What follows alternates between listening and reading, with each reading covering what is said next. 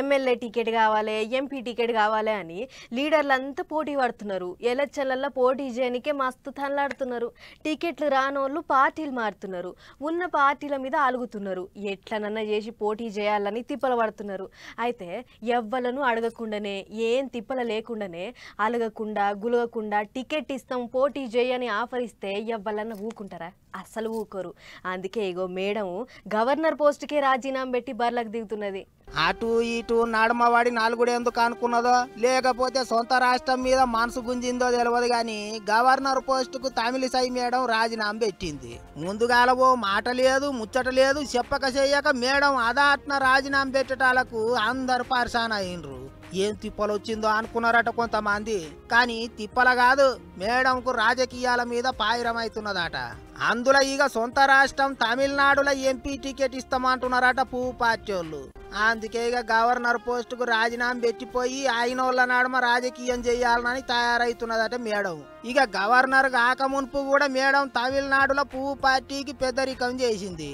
5 సార్ల ఎలక్షన్లలో పోటీ చేసింది. పోటీ చేసిన అన్ని సార్లు ఓడిపోయింది. అది వేరే ముచ్చట గాని ఇక ఇప్పుడు మళ్ళోసారి రాజకీయం మీదికి మేడం మనసు మళ్ళింది. తమిళనాడు సెంట్రల్ నియోజకవర్గమో లేకపోతే తమిళనాడు ఉత్తరాననో పోటీ చేసే యుగురం చేస్తున్నదట. మరిగా ఏ సీట్ ఇస్తారో ఏమో గాని అప్పట్లో 2019లో మేడం తెలంగాణ గవర్నర్ సీట్లే కూకున్నది. అప్పటి సంధిగా మేడం ఏం చేసినా పబ్లిక్ లో బాగా పేరు మోసింది. బోనాల పండుగ కానుంచి బతుకమ్మ పండుగ దాకా తెలంగాణ పండుగలు పబ్బాలు మనోళ్ళ కంటే ఎక్కువ చేసింది మేడం. అన్నిటికీ మించి కారు పార్టీ వాళ్ళ సర్కారుతోని పెద్ద జగడమే నడిచింది. సందు దొరికితే చాలు పాత సర్కారులను ఇరుకున పెట్టే పనులే చేసింది. ప్రగతి భవన్ కు రాజ్భవన్ కు నడుమ యుద్ధం గట్టిగానే నడిచేది. పాత సర్కారోళ్ళు కూడా గవర్నర్ మేడం మీద పొట్టు ఆడిపోసుకునేది. కొత్త సర్కారోళ్ళు వచ్చినాక కూడా మేడం పాత సర్కారోళ్ళను ఛాన్స్ దొరికినప్పుడల్లా గట్టిగానే ఆర్చుకున్నది. ఇప్పటిదాకానైతే కొత్త సర్కారోళ్లకు మేడంకు ఎక్కడ చిన్న లొల్లి కాలేదు. అంతల్నే ఇక పోస్టుకు రాజీనామా పెట్టిపోతున్నది. గవర్నర్ గిరి అయితే అందరూ మెచ్చటట్టే చేసింది మేడం. మరి ఇక రాజకీయం ఈసారైనా కలిసి వస్తుందో లేదో చూడాలి.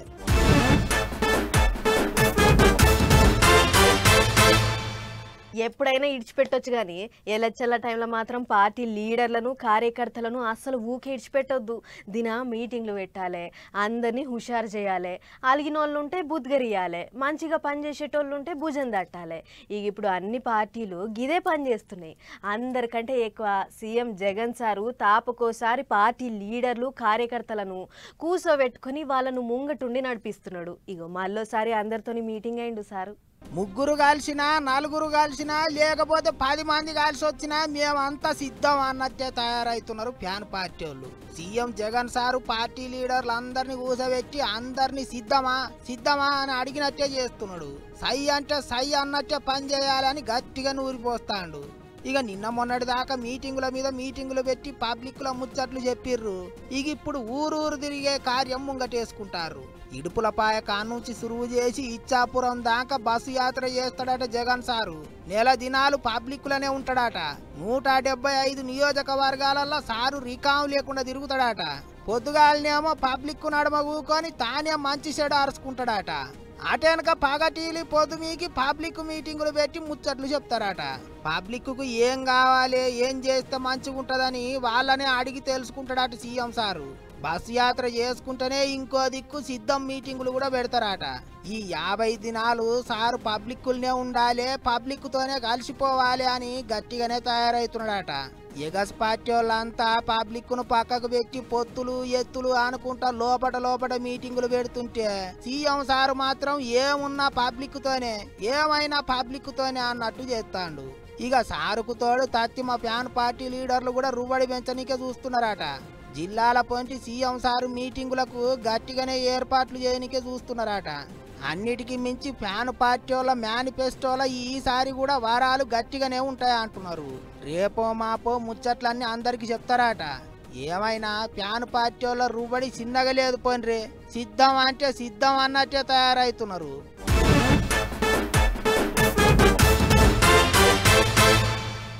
సర్కార్ వాళ్ళకు ఎగస్ పార్టీ వాళ్ళకు నడుమ ఎప్పుడు ఏదో కిరికిరి ఉంటేనే రాజకీయాలు అంతో ఇంతో ఉడుకుడుకు నడుస్తుంటాయి. వాళ్ళంతకు వాళ్ళు వీళ్ళంతకు వీళ్ళు మాకు మేమే అన్నట్టు ఉంటే అంత సప్పసప్పగానే సాగుతుంది వ్యవహారం.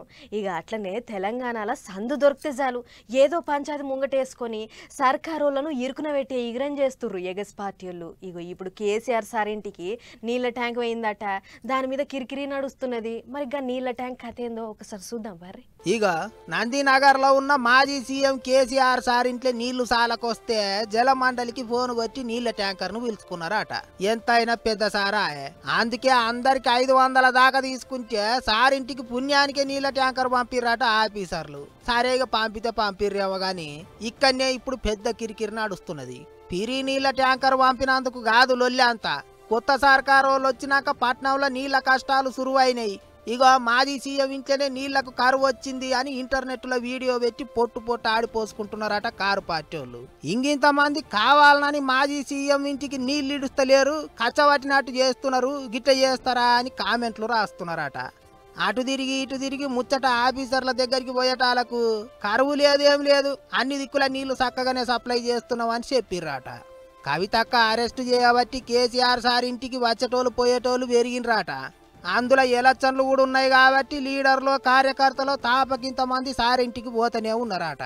అందుకే నీళ్లు సరిపోతలేవు, ట్యాంకర్లు పీల్చుకుంటారు అని చెప్తున్నారట ఆఫీసర్లు. ఏమైనా ఇప్పుడు ఇంటర్నెట్ లో ఈ ముచ్చట మీద పొట్టు కిరికిరి నడుస్తున్నది. చెయ్యి పార్టీ వాళ్ళు కారు పార్టీ వాళ్ళు ఓగళ్ళ మీద ఓగళ్ళు దుబ్బెత్తి పోసుకుంటారు. అట్లుంటది మరి చెయ్యి పార్టీ వాళ్ళ పరిపాలన అని కారు పార్టీ వాళ్ళు దుబ్బెత్తి పోస్తుంటే కాళేశ్వరం ప్రాజెక్టు ముచ్చట్లన్నీ తీసి కారు పార్టీ వాళ్ళ మీద ఆడిపోసుకుంటారట చెయ్యి పార్టీ వాళ్ళు. మొత్తానికి 2 పార్టీల నడుమ నీళ్ల ట్యాంకర్ వచ్చి గట్టిగానే సిచ్చు పెట్టింది అనుకుంటారు పబ్లిక్.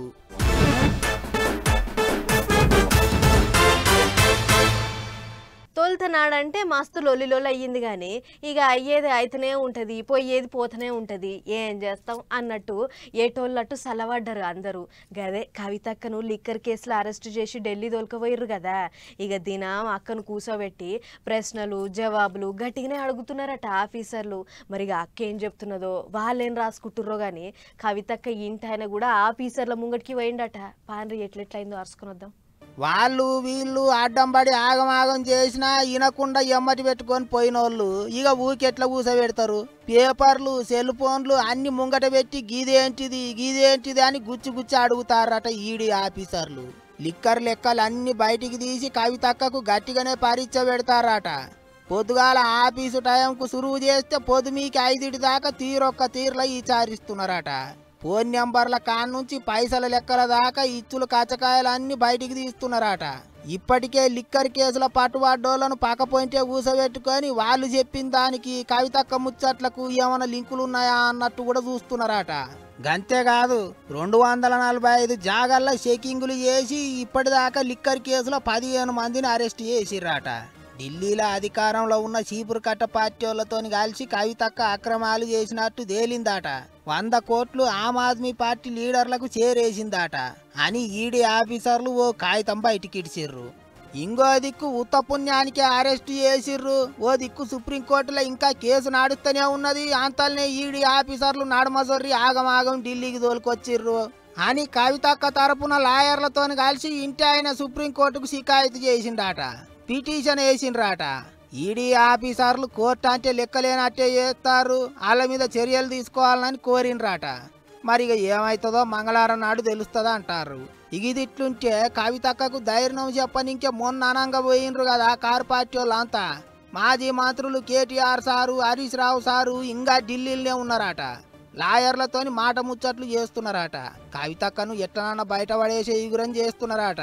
కపిల్ సిబాలు ముకుల్ రోహత్కి అసోంటి పెద్ద లాయర్లు కవితక్క తరఫుకి వెళ్ళి కోర్టులో వాదిస్తారా అంటున్నారు.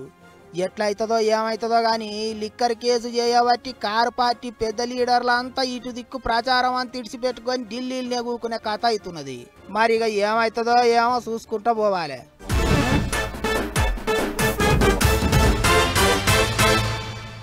పక్క పొంటే బేగంపేట ఎయిర్పోర్ట్ ఉండుతోని మాకైతే దినం మస్తు విమానాలు కనిపిస్తుంటాయి. బుడ్డ బుడ్డ విమానాలు అయితే బుర్ర బుర్ర ఎగురుకుంటా కిందికి వెళ్ళిపోతుంటాయి.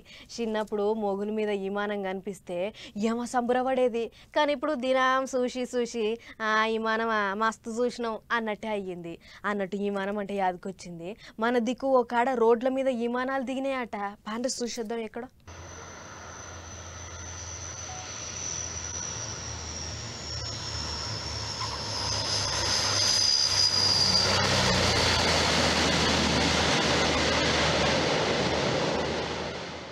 అగగ్గ రువ్వడిగా ఎగిరొచ్చి అమాంతం రోడ్డు మీద దిగింది విమానం. ఇదొకటే కాదు, డమ్మ డమ్మ బాంబులేసే సుఖోయ్ యుద్ధ విమానాలు కూడా రోడ్డు మీదనే దిగినాయి.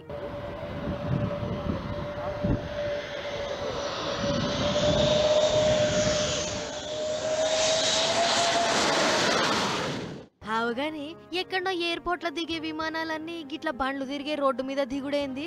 ఇదెక్కడి కథరో. రేపు బండ్లు విమానాలు ఒకటే రోడ్డు మీద తిరుగుతాయా ఎట్లా అని అనుకుని పరిశాన్ అయ్యారు. గదేం కాదు, బాపట్ల జిల్లా మీదకెళ్లి పోతున్న 16వ నంబర్ హైవే మీదున్న కురిశెపాడు కాడ రోడ్డు మీదనే విమానాలు దిగేతందుకు ఏర్పాట్లు చేసిర్రట.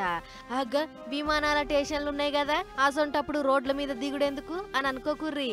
అన్నిసార్లు టైం ఒకటే లెక్క ఉండదు కదా, ఎప్పుడు ఆపత్తి ముంచుకొచ్చేది తెలియదు. భూకంపాలు, వరదలు, లేకపోతే పక్క దేశపోళ్ళు ఏమన్నా మామలా చేసినప్పుడు విమానాలు ఎక్కడ పడితే అక్కడనే దిగే అవసరం పడుతుంది. అందుకే అవసరం పడ్డప్పుడు విమానాలు గిట్ల రోడ్డు మీదనే దిగేటట్టు దేశం అంతా కలిపి 19 జాగల్లా గీసొంటి ఇకమత్ చేసిర్రట. అట్లనే బాపట్ల జిల్లా కురిశెపాడు కాడ విమానాలు దిగేతందుకు ఎగిరేతందుకు హైవే రోడ్డు మీదనే సౌలత్ చేసిర్రట. మొత్తం 5 విమానాలు రోడ్డు మీద దింపిర్రు, మళ్ళా ఎగిరిచ్చిర్రు. అంతేకాదు విమానాల పార్కింగ్ కూడా జాగ చేసిర్రట.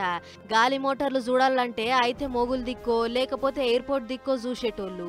ఇప్పుడు రోడ్ల మీదనే విమానాలు దిగుతున్నాయంటే చాలా మంది పరిశాన్ అవుతుర్రట.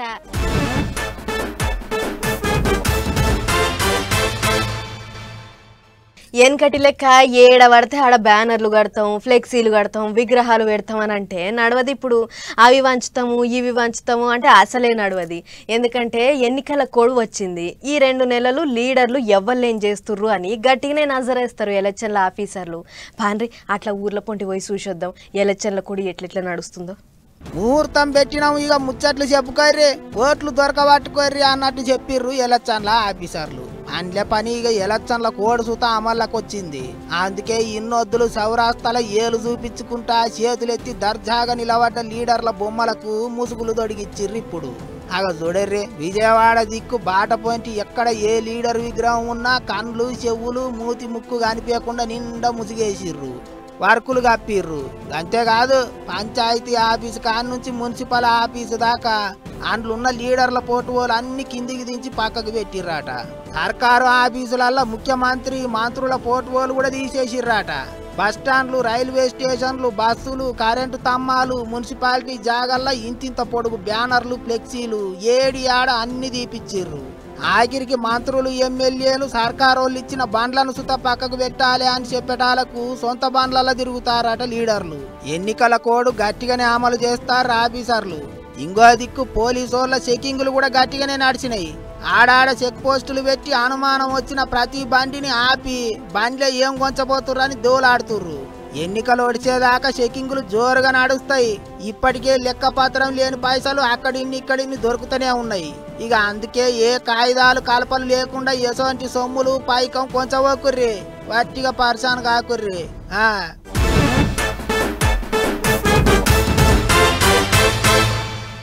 పరీక్షలంటే పొల్లగాండ్లకు చిన్న గుబులుండది. ఎందుకంటే ఇంకా పురాగా చదవనే లేదు, అప్పుడే పరీక్షలా అని పొల్లగాండ్లు వెనక ముందు అవుతుంటారు. పరీక్షలల్లో గొట్టు ప్రశ్నలు వస్తాయో అల్కటి ప్రశ్నలు వస్తాయో అని లోపల పింఛన్ అవుతుంటారు. అన్నట్టు ఇక 2 రాష్ట్రాలల్లో 10వ తరగతి పొల్లగాండ్లకు ఫైనల్ పరీక్షలు షురువైనాయి. ఎట్లెట్లా నడిచినాయి, కొత్తగా ఏమేమి రూల్స్ పెట్టిర్రో ఒకసారి అట్లా పోయి అరుచుకొని వద్దాం పారి. అది ఇది అంటుండగానే 10వ తరగతి పోరగాన్లకు ఆఖరి పరీక్షలు రానే వచ్చినాయి. 2 తెలుగు రాష్ట్రాలలో పొద్దుగాలనే బడులన్నీ గిజగిజలాడినాయి. పొల్లగాన్లు ఎక్కడ బుగులు పడతారోనని అయ్యవాళ్ళు పాయిరంగా ఎమ్మటి పెట్టుకొచ్చి పరీక్ష సెంటర్ల కాడ ఇడిచిపెట్టిర్రు. ధైర్యం చెప్పి లోపలికి తోలిండ్రు. ఇక మొన్నటిదాకా 1 నిమిషం రూల్ చేయబట్టి చాలా మంది ఆగమైండ్రు. వాళ్ళు వీళ్ళు లొల్లి పెట్టడాలకు ఆ రూలును తీసేసి దాన్ని 5 నిమిషాలకు పెంచిర్రు. అంటే అటు ఇటు ట్రాఫిక్ లో పడి ఓ 5 నిమిషాలు పరీక్షకు ఆలస్యంగా వచ్చినా లోపలికి ఇడిచి పెడతారట. అటు సర్కారోళ్ళు సుత పరీక్షలకు అన్ని సవలతులు చేసిర్రు. ఇక పోయిన తాపలెక్క కావద్దని కొన్ని గొట్టు రూల్స్ సుత పెట్టిర్రట. అట్లా పరీక్షలు రాసే పొల్లగాన్లే కాదు, సార్లు చెకింగులకు వచ్చే పెద్ద సార్లు ఎవ్వళ్ళు సెల్ ఫోన్లు తీసుకుపోవద్దని గట్టిగానే చెప్పిర్రట. కాదని ఎవరన్నా సెల్ ఫోన్లు జేబులో పెట్టుకొని పోయిర్రంటే మాట ముచ్చట ఏం లేవు, సీదా సస్పెండ్ చేస్తారట. అంతేకాదు అన్ని సెంటర్ల కాడ 144 సెక్షన్ పెట్టిర్రట. పోయిన తాపలెక్క ప్రశ్నల పేపర్లు బయటికి పోవద్దని కొన్ని జాగాలనైతే జిరాక్స్ సెంటర్లు కూడా మూపిచ్చిర్రట. ఇంకో దిక్కు పరీక్షలు రాసే పొలగాన్ల కొరకు తెలంగాణ ఆర్టీసీలు స్పెషల్ బస్సులు నడుపుతున్నారు. హాల్ టికెట్ చూపిస్తే చాలు టికెట్ లేకుండా సెంటర్ల కాడికి పోవచ్చట. సోమవారం కాంచి పరీక్షలు ముగిసే ఏప్రిల్ 2వ తారీఖు దాకా పొలగాన్లకు ఫ్రీ బస్సులు నడుస్తాయట. అన్నేమగాని పరీక్షకు అక్కరొచ్చే పెన్నులు పెన్సిళ్లు తప్ప ఏం తీసుకురావద్దని పోరగాన్లకు గొట్టు రూల్స్ పెట్టి ఈసారి.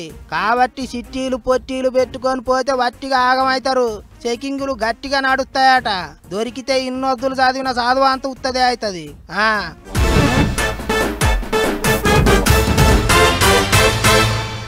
కాలం ఎంత ఇచ్చంత్రం అయిపోయింది చూడుర్రి. నిన్నటి దాకా మాడ వగిలేటట్లు కొట్టిన ఎండ ఒకటేసారి కట్క ఒత్తినట్లే తక్కువై జర్రంతా సలసల్లగా అనిపిస్తున్నది. అట్లా ఎప్పుడు ఎండ కొడుతుంది ఎప్పుడు వాన కొడుతుంది అనేటిది ఎరకైతేనే లేదు.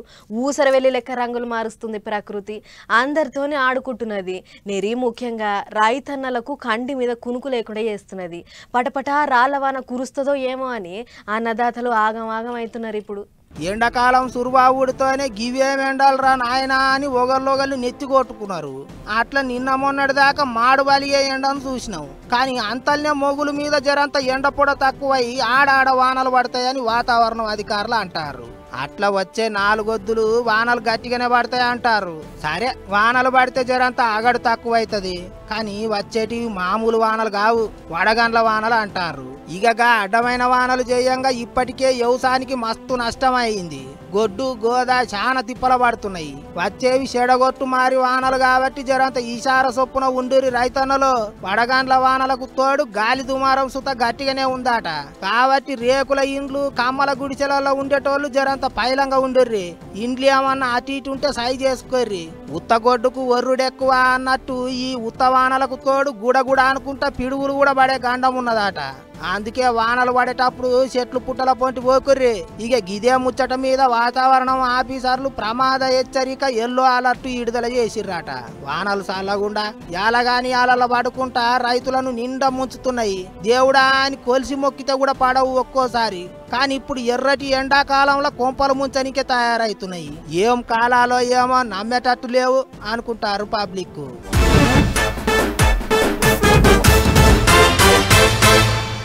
దేవుడు మన లోపట ఒక లోపం పెడితే దానికి బదులు ఇంకో సామర్థ్యం ఇస్తాడంటారు.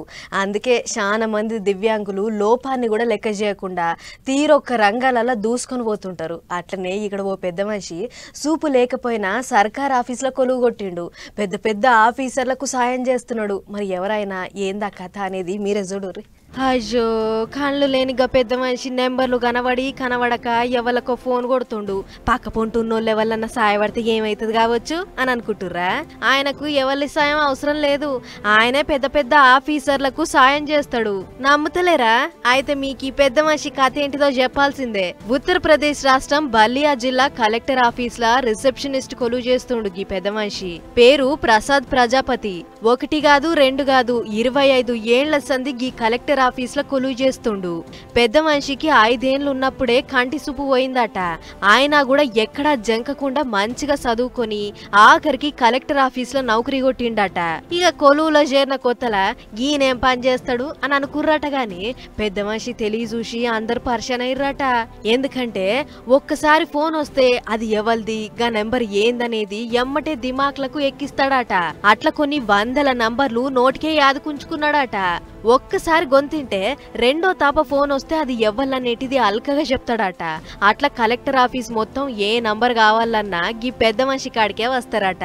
ఇక ఫోన్ దిక్కు చూడంగానే నెంబర్లు టక్క టక్క ఒత్తి ఒక్క నెంబర్ తప్పు పోకుండా ఎవరికి కొట్టాలో వాళ్ళకే కొడతాడట. అందుకే పెద్ద పెద్ద ఆఫీసర్లు కూడా మస్తు గౌరవిస్తారట పెద్ద మనిషికి. అన్నట్టు ఆఫీస్ పని ఒక్కటే కాదు, ఇంటికి పోతే అన్ని పనులు చేస్తాడట. ఇయాల రేపు అన్ని చక్కగున్న పని పాట చేయకుండా మంచమెల్లవంటారు కొంతమంది. కానీ దేవుడు లోపం పెట్టినా కళ్ళు కనిపించకపోయినా పెద్ద ఆఫీసులో 10 మంది మెచ్చేటట్టు కొలువు చేస్తుండంటే గొప్ప ముచ్చటే కదా.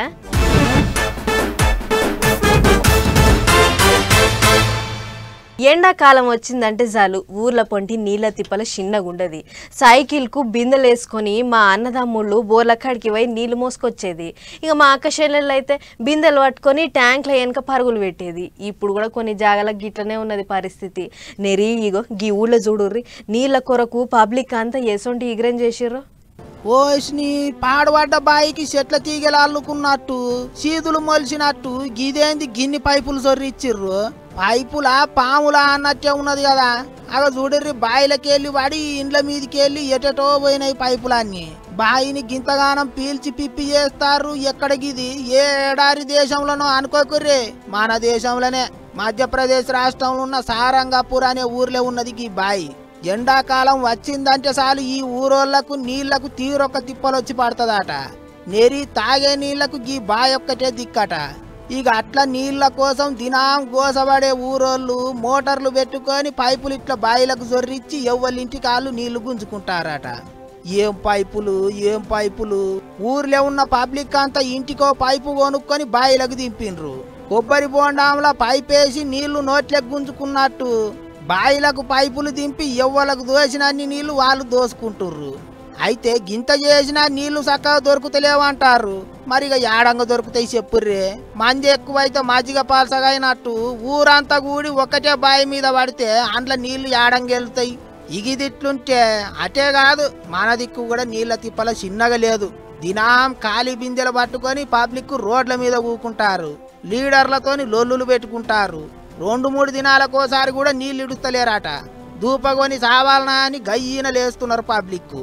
రోడ్ల మీద బండ్లు ఆగబట్టి వాళ్ళు బాధపడ్డదే గాక బాటెంట పోయేటోళ్ళని కూడా తిప్పల పెడతారు. మరిగ పొద్దుగాల లేస్తే నీళ్లతోనే పని. ఒంటికి పోవాలనన్నా రెంటికి పోవాలనన్నా తానం చేసి బయటికి పోవాలనన్నా నీళ్లు లేకపోతే సుక్కలుగా అనిపిస్తాయి. అన్నేమో గాని నీళ్ల కష్టాలు ఇప్పుడే ఈ తీరుగున్నాయంటే వచ్చే 2 నెలలు ఇంగింత ఏగాలనో ఏమో అని బుగులు పడతారు పబ్లిక్. సర్కారు వాళ్ళే ఓ మార్గం చూపెట్టాలి అని కోరుకుంటారు.